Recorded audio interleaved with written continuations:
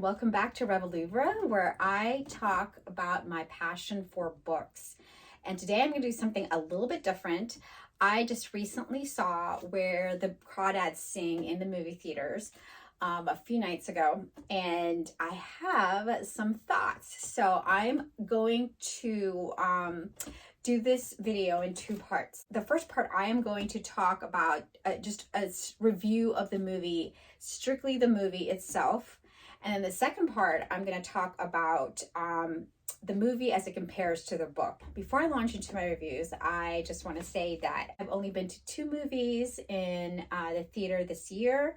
So venturing forth into a theater is an event for me, definitely an event. And of course, I was going to see Where the Crawdads Sing, because if you have seen my first video and a couple of my videos thereafter, Where the Crawdads Sing holds a very dear, a very special place in my heart.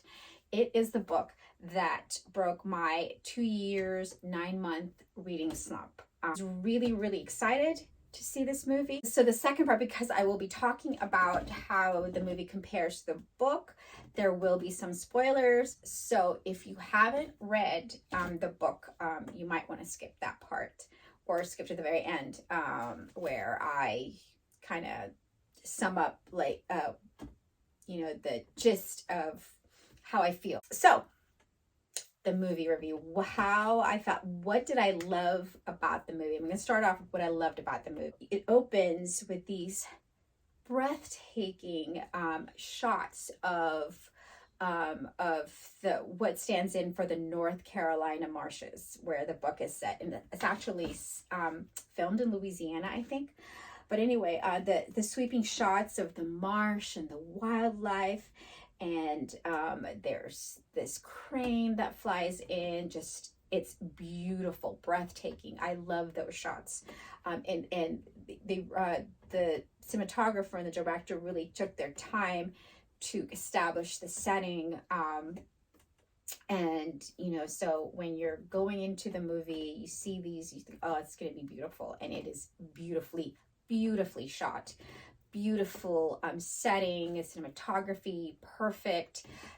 It's just really captured what I imagined when I was reading the book, and in some cases even more so. I thought the casting was spot on. Daisy Edgar-Jones was just, having seen her in Normal People, I think they did a good job picking her, because it's her character in Normal People and the character of Kaya, I think, share some similarities, and so I think the casting was pretty good. This doesn't come until like after the credits, but I thought the song that Taylor Swift wrote for this movie, actually she wrote Carolina after having read the book and knowing that there was going to be a movie. So she, apparently the story goes, she wrote the song, recorded it, and sent it in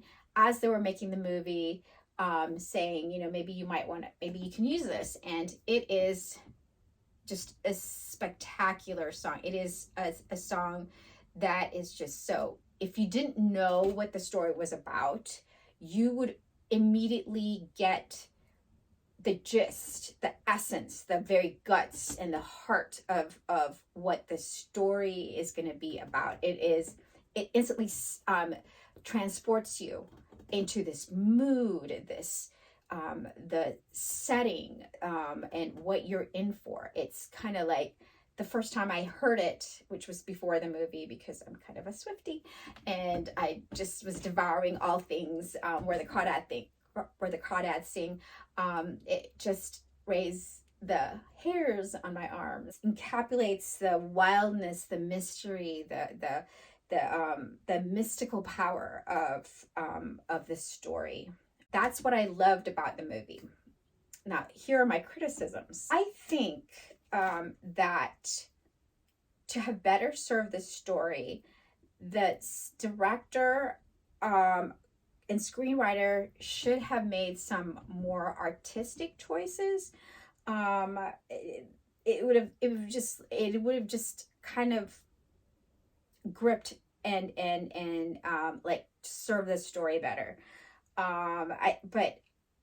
I think that because the book was so popular, is so popular, and is just beloved, they were kind of hampered. A different director, um, or just different choices would have just lifted the movie from being serviceable to gripping. There's dialogue where there shouldn't be dialogue, and the dialogue, I'm not sure if that was lifted straight from the book, but I think if they just didn't have the dialogue there, it would have been more powerful.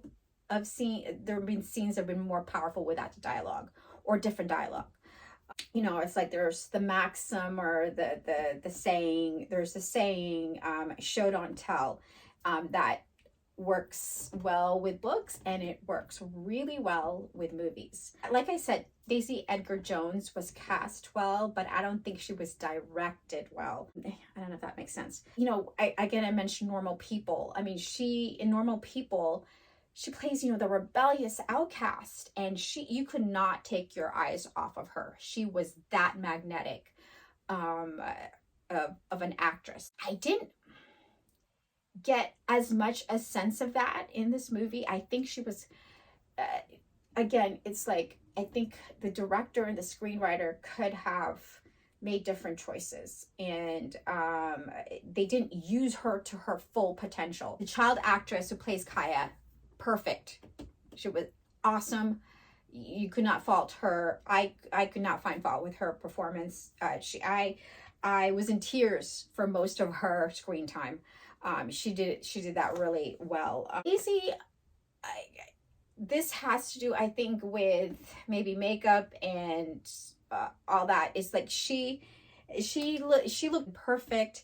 They need to make her wilder, and not so neat. This is a girl who spent her whole life outdoors, so she needed to look a little bit wilder, and not like a pale English rose, which is, I think Daisy's Irish, but I think they could have, tanned her up, made her like you go from the child perfect. She was brown and wild, and you could tell that she had, this girl probably spent all her time outdoors, whereas Daisy, is just not quite that wild looking. I expected Kaya to look a wilder, more outdoorsy looking. Don't get me wrong, Daisy Edgar Jones is beautiful. Sum up the criticism of the movie. I'm going to defer to this review that I read where it kind of compared to a Lifetime movie. I mean, that might sound really, really harsh, and not to knock down Lifetime movies, but you know what I mean. It's like you don't go pay $15-16 to see a Lifetime movie in the theater, as beautiful as it is. But I think it's just what this criticism was pointing to, and what I got the sense of, it's just a little bit too generic. So there were some touches, some scenes, some dialogue that they just knocked it out of the park because it was just straight from the book. But some lines that if I hadn't read the book, I'd be all, ooh, wow, that touches me, which they got from the book. And so otherwise, though there was, it wasn't, it's just, to me, it wasn't special enough. So that was my review of the movie. Now here's my review of how it compares to the book. So they did take creative liberties, which I fully expected. 80 to 90% faithful to the book.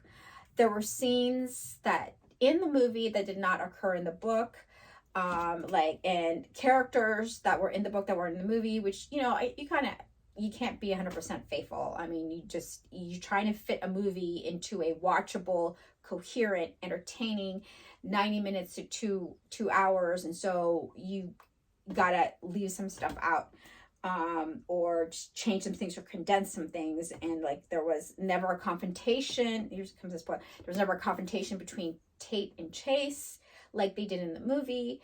I mean, there was a hint later on that could have happened, but there was never a scene like there was in the movie. And there's like the character of the social worker was completely written out, you know, as the mechanism for Kaya going to school for that one day, and people hounding her as, you know, as a minor. They skipped all that part. What I love that they left out almost completely was the poetry. I don't know how you felt about the poetry in the book. I largely did not really care for it. So they left all that out except for the very, very end, like the last scene. And those lines were absolutely appropriate. They were beautiful. They were profound. And they fit that scene, and they added to that scene. So they made a wonderful choice with that. Kudos to the screenwriter. So for doing that. Thank you for not imposing the poetry on us like throughout. I mentioned before how I loved the feathers scenes in the book. And I'm happy that they kept that. It's like, it's just so beautiful, just a beautiful, touching scene. It just kind of, you know, makes my heart beat faster when I think about it. It was beautiful to see on the screen, but again, I would have made just different choices in how it was shot. How they handled that scene kind of points to kind of like the more generic, you know, criticism, like made it, I think like that scene deserved more of just an emotional impact, like it did for me when I was reading it. It's like camera angles and things, and it was just like, I mean, it is beautiful to see, but but having read the book, I think it could have been done better. One of the main strengths for me of the book was like the long, descriptive, beautiful descriptions of the nature and wildlife, the marsh. The movie, you know, I think captured that with the long, wordless, especially the beginning shots, the opening shots of like the wild. They captured that, and throughout, it's like really, like throughout the movie, some of the scenes were like, oh, that must be CGI, but it wasn't CGI. It's all filmed on, you know, location. It's Louisiana standing in for North Carolina. So it's just so beautiful. It actually kind of started thinking like, maybe I should go to North Carolina, Louisiana, and just kind of, you know, visit some of these places, because it's beautiful. The locations they found were just perfect and made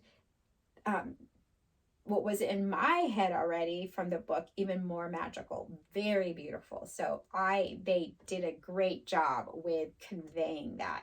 Heading into my final thoughts, although I enjoyed the movie, I really did enjoy the movie. I think it really only touched me. I mean, I cried the scenes that, you know, there were some scenes that I had forgotten, and when they came up, it's like, oh my God, I should have like reminded myself about the scenes that were gonna like hit me with a, you know, just gonna hit me in the gut. It really only touched me in that way because I had read the book.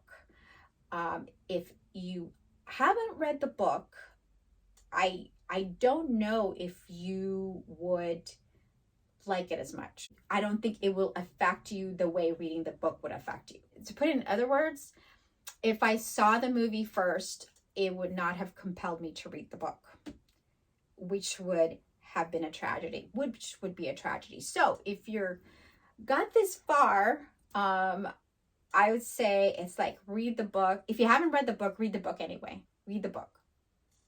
It's wonderful. And I understand about the controversy surrounding Delia Owens, the author, which I talk about in my first video.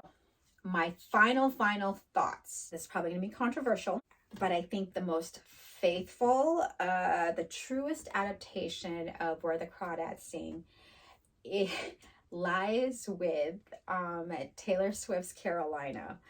And again, I'm a bit of a Swiftie, so take that with a grain of salt. But I mean, listen to, if you have read the book and you listen to her song, it's like she just got it. She got it. She captured it. She understood the assignment, and boy, did she deliver. Her song, Carolina, kind of distilled the book's mystique, its magic into, you know, these, it's like a little over 4 minutes of like haunting, eerie, just bewitching music and lyrics. That's my take.